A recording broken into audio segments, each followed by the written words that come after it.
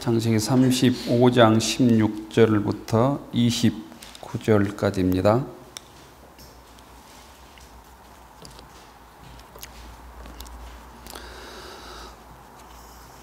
창세기 35장 16절부터 29절 교독합시다.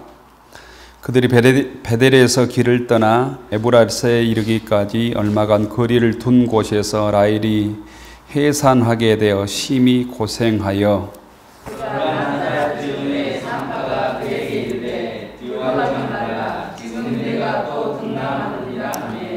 그가 죽게 되어 그의 혼이 떠나려 할 때 아들의 이름을 베논이라 불렀으나 그의 아버지는 그를 베냐민이라 불렀더라.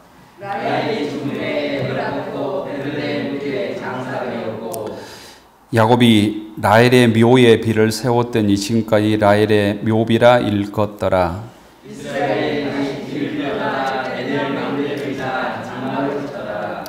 이스라엘이 그 땅에 거주할 때 르우벤이 가서 그의 아버지의 첩 비라와 동침함에 이스라엘이 이를 들었더라. 야곱의 아들들은 12이라.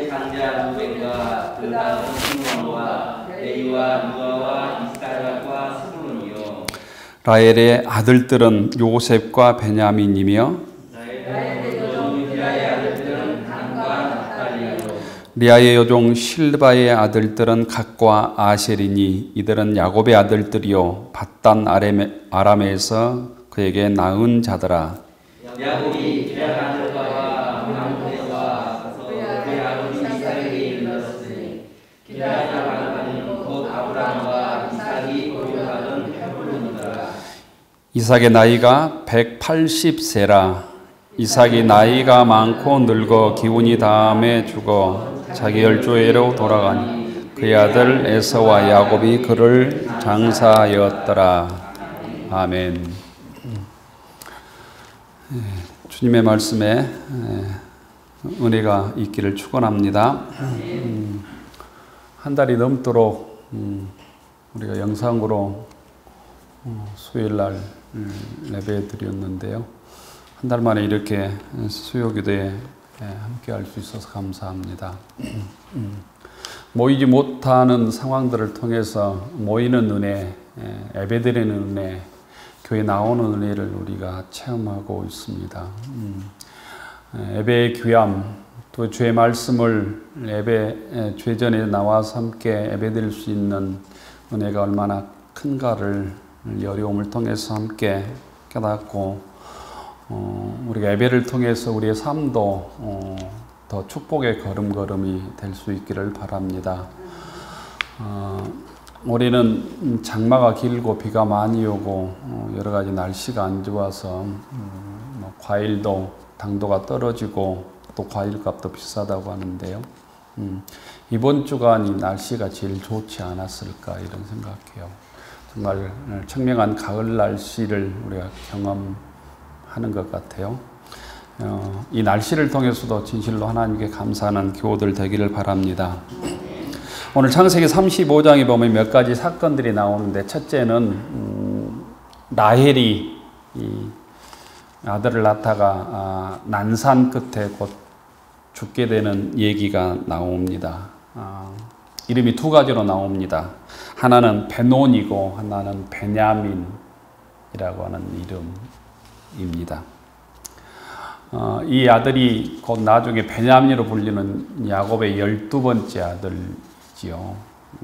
라헬이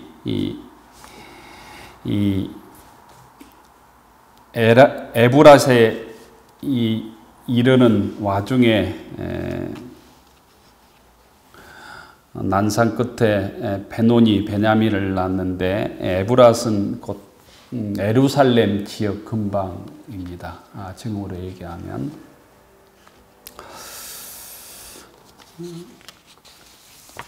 우리들도 어렸을 때 부르는 이름, 또 커서 부르는 이름, 또 예명도 있고 또 이름이 좋지 않아서 이름을 이렇게 바꾸는 경우도 있고 그러잖아요. 근데 베논이라고 하는 이름은 슬픔의 아들이라는 뜻입니다. 슬픔의 아들. 라헬이 이 아기를 낳고 난 후에 곧 죽게 되니까 라헬 입장에서는 곧 슬픔의 아들이라고 불렀을 것 같아요. 그래서 베논이라고 했는데, 베논이라는 이름을 가지고 평생 산다면 이건 참 아들한테는 별로 과거를 끊임없이 어머니의 죽음만을 계속 회상할 수밖에 없는 이름이잖아요. 나 때문에 어머니가 죽었구나, 이런 것, 어떻게 보면 부정적인 이름이지요. 세상에 이런 얘기 들어보았습니다. 행복하기 때문에 웃는 것이 아니라 뭐 웃으면 행복해진다, 이런. 신앙인은 똑같은 사건을 봐도 똑같은 어떤 것들을 겪어도 그걸 믿음의 눈, 신앙의 눈, 하나님의 눈으로 볼 수 있는 곧 해석학적 능력이 있는 사람이 곧 신앙인이거든요. 근데 어머니는 죽어가면서 이 아들을, 슬픔의 아들, 내가 죽고 어떻게 자랄까? 내가 죽고 다른 사람이 키울 텐데 어머니 없는 어린아이가 어떻게 자랄까, 이런 아주 많은 걱정을 하면서 내가 이 아들을 낳다가 죽음을 맞이하구나, 이런 슬픔의 뜻으로 베논이라고 이름을 지었을 텐데, 나중에 이 베논이라고 이름을 가지고 평생 산다면 이 아들도 곧 건강한 삶들을, 어머니의 슬픔을 대신할 수 있는, 세상에서 하나님의 뜻대로 살 수 있는 이 이름이 아닌 굉장히 부정적인 이름이잖아요. 그런데 아버지 야곱은 곧바로 그를 베냐민이라 불렀더라, 이렇게 얘기하고 있잖아요. 베냐민은 오른손의 아들, 능력의 아들이라는 뜻이잖아요. 야곱의 여러 가지 약점이 있었지만 그 소위 믿음의 눈으로 사람을 보는, 신앙의 눈으로 사람을 보는 탁월한 해석학적 관점이 있었다고 하는 것이죠. 그런 부분이 이 야곱의 삶 속에 끊임없이 이렇게 드러난단 말이죠. 어머니의 이 베논이라고 하는 이름에 그냥 어머니가 죽으면서 낳았으니까 베논이로 살아라, 이렇게 말하지 않고 곧바로 베냐민이라고, 오른손의 아들, 능력의 아들이라고 이름을 바꿔서 부른단 말이죠. 베냐민의 삶이, 어머니는 비록 아들을 낳다 죽었지만 어머님의 죽음까지 대신할 수 있는 곧 믿음의 삶을 살게 했던 야곱의 소망이 이 베냐민이라고 하는 이름 속에 담겨져 있는 것이죠. 그만큼 곧 기대하고 축복하는 이름이 곧 베냐민이라는 이름 속에 담겨져 있다는 것입니다. 곧 생각의 차이가 우리의 삶의 어떤 질을 결정합니다. 똑같은 환경에서도 어떤 생각을 하느냐에 따라서. 그래서 우리 신앙인들은 끊임없이 신앙인답게 곧 생각을 해야 된다는 거죠. 불평할 수밖에 없는 상황 속에서 하나님께서 왜 이런 고난을 또 어려움을 나에게 주는가, 그 속에서 곧 주의 뜻을 깨달아야 되는 것이죠. 이게 곧 우리의 인생으로 보면 가치관일 수도 있고 철학일 수도 있고 세계관일 수도 있고 신앙의 능력일 수도 있습니다. 그래서 기독교인은 철저하게 성경적인 세계관, 성경적인 가치관, 기독교적인 생각, 사고, 철학으로 살아야 되는 사람이에요.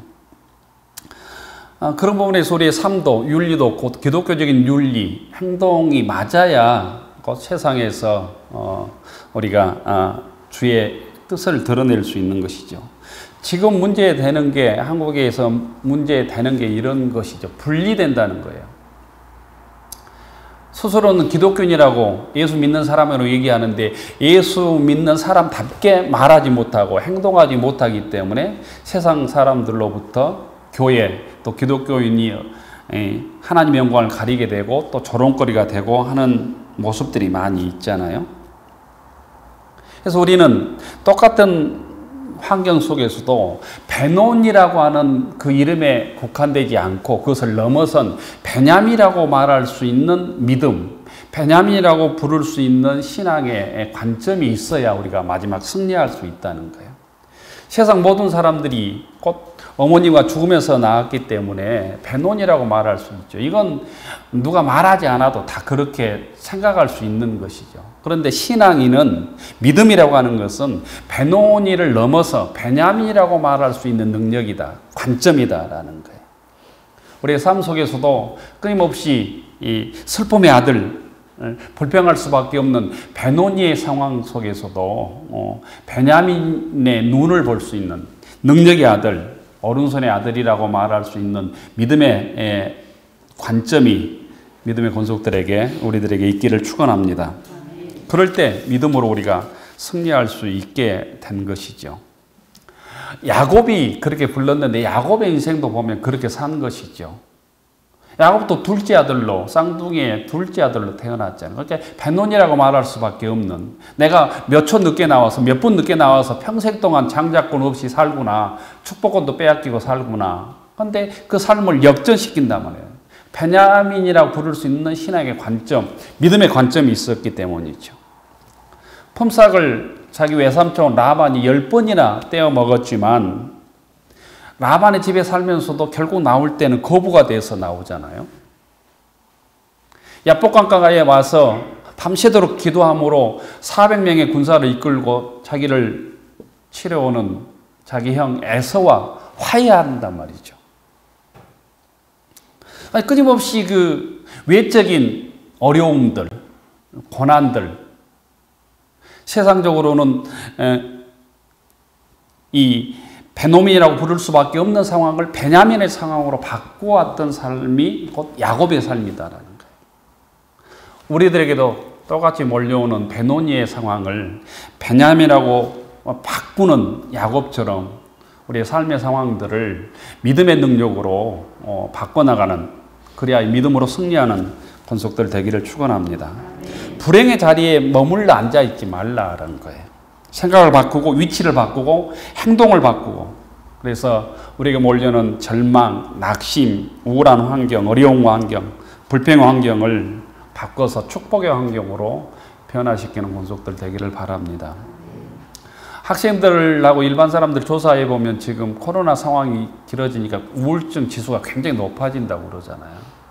우리들도 그런 느낌들을 많이 받지 않습니까?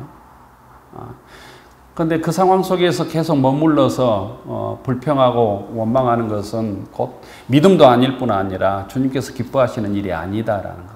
이런 상황 속에서도 이 수요일날 그래도 나와서 예배드릴 수 있구나. 주일날 이 어려운 상황에서도 그래도 교회 가서 조심스럽지만 예배드릴 수 있는 것이 감사할 일이다. 이렇게 생각하면 좋을 것 같아요. 조금 가난해도 건강하면 우리가 행복할 수 있고요. 또 조금 몸이 건강하지 못해도 병원에서 치료받을 수 있는 환경이 되면 감사할 수 있다고 합니다. 현재가 어려워도 소망이 있으면 기뻐할 수 있습니다. 하나님께서 우리의 소망이 되고 하나님께서 우리의 구원자가 되어주시고 우리를 붙드신다고 고백하는 사람들이 기독교인들이잖아요. 우리들이잖아요.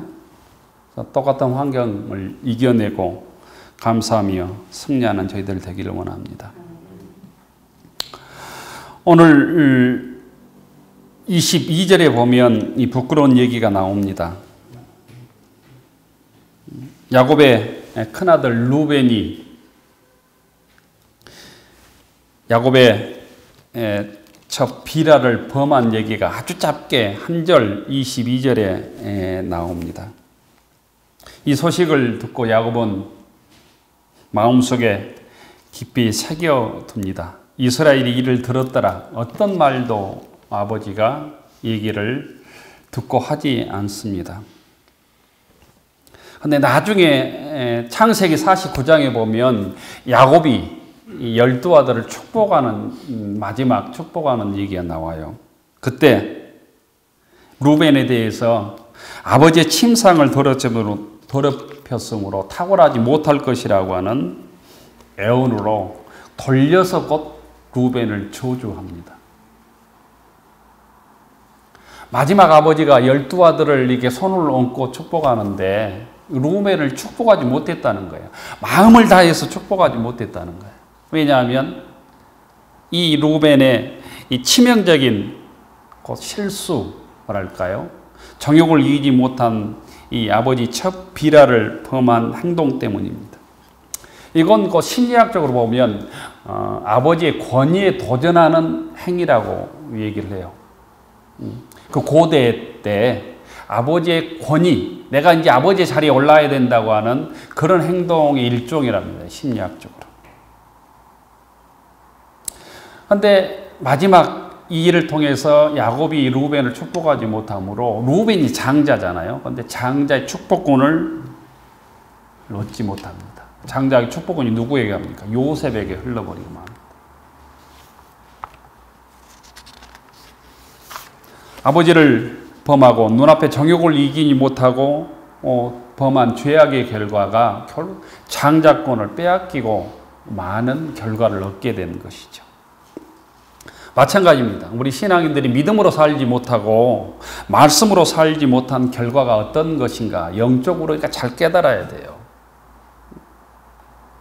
루벤 정욕을 위해서 아버지의 첩 비라를 범하고 장자권을 잃어버린 것은 이 세상의 어떤 돈으로 어떤 시간으로 만회할 수 없는 영원히 장자권을 빼앗겨 버리고 요셉에게 흘러버리는 것처럼 믿음으로 살지 못하고 말씀으로 살지 못하고 세상 정욕 때문에 하나님의 뜻을 거슬리는 행동이 결과 다시 씻을 수 없는 영적인 손해를 우리에게 영적인 축복을 빼앗겨 버린다라는 거죠.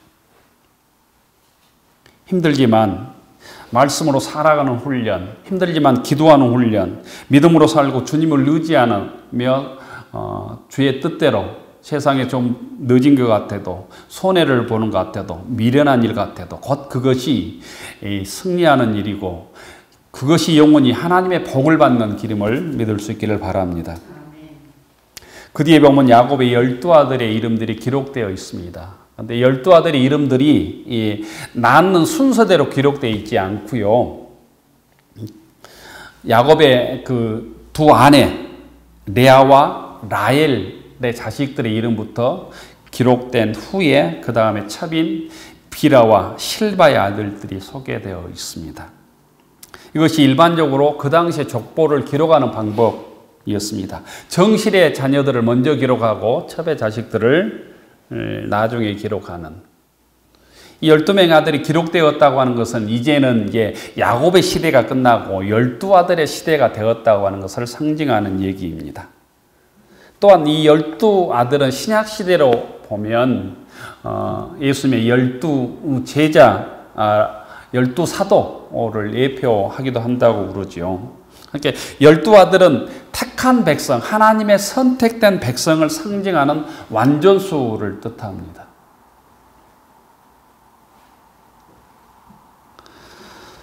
그러니까 이게 완전한 이스라엘의 족보가 형성이 된 것이죠. 12아들을 통해서. 또한 12아들이 이스라엘의 이제 주력으로 역할을 감당해야 된다고 하는 뜻도 있습니다.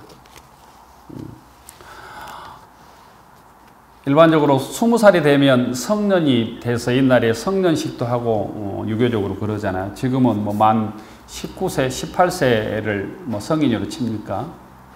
성인이 되었다는 의미도 있습니다. 주체적으로 이제 12아들들이 믿음으로 살아야 된다고 하는 어떤 희망도 여기에서 엿볼 수 있습니다.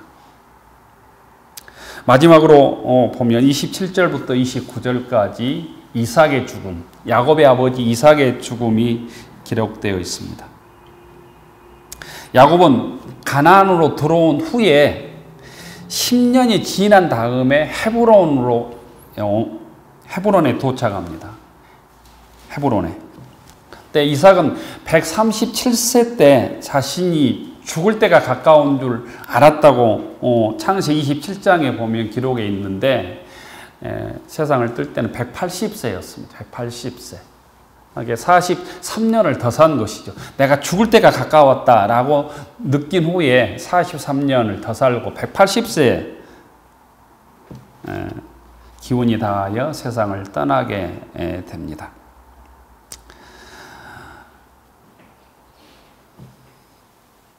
세일 산지에 살고 있었던 에서, 야곱의 형 에서도 오고 야곱과 함께 이삭을 막벨라 굴에 장사합니다. 히브리인들은 매장이나 화장보다는 동굴의 가족 묘소를 정하고 동굴에 안치했습니다. 그래서 그들은 열조에게로 돌아간다고 표현을 했습니다. 이 막벨라 굴은 자기 아버지 아브람, 자기 어머니 리브가와 레아가 함께 묻혔고 훗날 야곱의 시신도 묻히게 되죠. 출애굽에서 시신을 가져오잖아요. 그래서 조상들의 무덤에 묻습니다. 이때 곧 동굴을 가족 묘소로 지정해 두고 누구가 가족들이 죽어갈 때마다 그곳에 이렇게 시신을 보관해서 자연적으로 부패하고 소멸토록 했습니다. 그것은 죽음은 히브리 백성들에게 죽음은 이스라엘 민족들에게 죽음은 영원한 멸절이 아니라 새로운 형태, 곧 새로운 세계로 들어가는 것이라고 믿었던 내세관을 잘 반영해 줍니다. 그런데 이삭이 그러니까 막벨라 굴에 묻혔다고 하는 것은 조상에게로 다시 돌아갔다. 우리로 얘기하면 하나님 품에 돌아갔다고 하는 것을 의미하는 거예요. 하나님 품으로 돌아갔다. 은혜를 입은 이삭이 곧 아버지의 믿음을 이렇게 이삭은 그 아버지가 모리아산에서 하나님께서 아들을 죽여서 제사를 받라고 했을 때 이삭은 저항하지 않았잖아요. 그때 일반적으로 한 17살에서 한 18살 되었을 것이다라고 생각하거든요. 아브라함이 이삭을 이렇게 모리아산에서 곧 죽이려고 목을 치려고 할 때, 그래도 저항하지 않았단 말이에요. 저항하지 않았던 이삭, 아버지에게 저항하지 않았던 이삭을 그래서 믿음의 조상 중에서 가장 곧 평탄한 삶을 살았던 사람이 곧 이삭이에요. 그래서 평화의 사람으로 일반적으로 알려져 있습니다.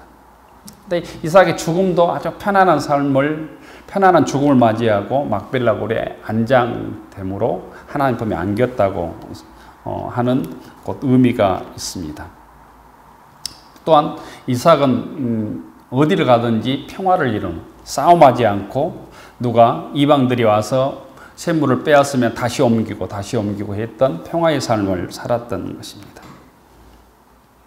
하지만 이삭도 곧 마지막은 죽음으로 끝나는 것을 우리에게 정확하게 알려줍니다.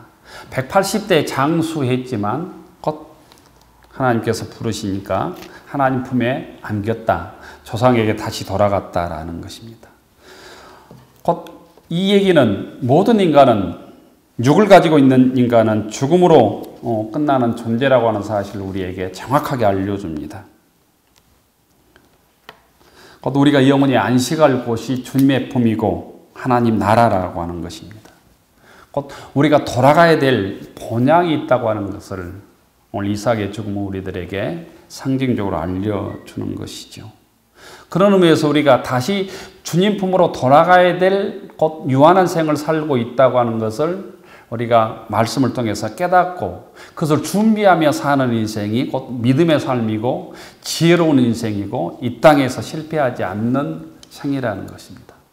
많은 사람이 권력을 얻고 많은 부귀영화를 누리고 물질을 쌓아놓은 것을 이 땅에서 성공이라고 말하지만 그것이 곧 하나님 나라를 보장해 주지 않는다는 것입니다. 오늘 믿음으로 산다고 하는 것은 주님께서 부르시면 우리가 주님 품에 안겨야 될 유한한 생을 이 땅에서 산다고 하는 것을 깨닫고 이 땅에서 이삭처럼 평화의 사람으로 주의 뜻을 이루는 사람으로 주의 뜻을 잊지 않고 우리가 살아갈 때 이삭처럼 평화의 삶뿐만 아니라 막벨라 굴에 안장한 이삭처럼 우리들도 하나님 품에 영원히 하나님 품에서 영원히 안식할 수 있는 삶을 살 수 있다고 하는 사실을 우리가 깨닫게 됩니다. 하늘나라에서 영원히 사는 일은 이 땅에서 곧 믿음으로 바로 이삭처럼 살아가는 일입니다. 이 땅에서 또한 주의 뜻을 이루며 사는 일이고, 이 땅에서 주의 뜻을 통하여 평화를 드러내는 삶입니다. 우리의 생이 정해져 있고 유한하고 주님의 부르심이 언제일지 우리가 알지 못하지만 하루하루 평화의 사람으로, 믿음의 사람으로, 야곱처럼 또 이삭처럼 주의 말씀을 붙들고 믿음으로 살아가는 믿음의 권속들 되기를 축원합니다. 기도합시다. 좋으신 하나님, 주의 말씀이 저들의 삶에 능력이 되게 하시고 기초가 되게 하시고 또 표대와 진리가 되게 하옵소서. 은혜로우신 하나님, 우리가 비록 베노님의 환경 속에서 태어났을지라도, 우리 환경이 베노니의 환경일지라도 믿음으로 우리의 삶을 베냐민으로 바꾸게 하옵소서. 하나님의 능력, 오른손의 아들, 오른손의 삶을 살게 하옵소서. 은혜로우신 하나님, 우리의 능력으로 살아가지 않게 하시고 하나님께 붙잡힌 믿음의 사람으로 살아가도록 도와주시옵소서. 은혜로우신 하나님, 저들에게 주어진 좋은 조건들을 세상의 욕심 때문에, 혈기 때문에, 정욕 때문에 루벤처럼 장자권을 빼앗기는 어리석은 삶을 살지 않게 하시고, 어떤 환경에서도 이삭처럼 평화의 삶을, 믿음의 삶을 살게 하옵소서. 우리가 돌아가야 될 영원한 본향, 주님의 품이 있음을 깨닫게 하셔서 영원한 하늘의 소망을 품고 이 땅에서 우리에게 주어진 사명, 맡겨진 귀한 직분들을 잘 감당하며 하루하루 감사하며 기뻐하며 살아가도록 도와주시옵소서. 예수 이름으로 기도 올리옵나이다. 아멘.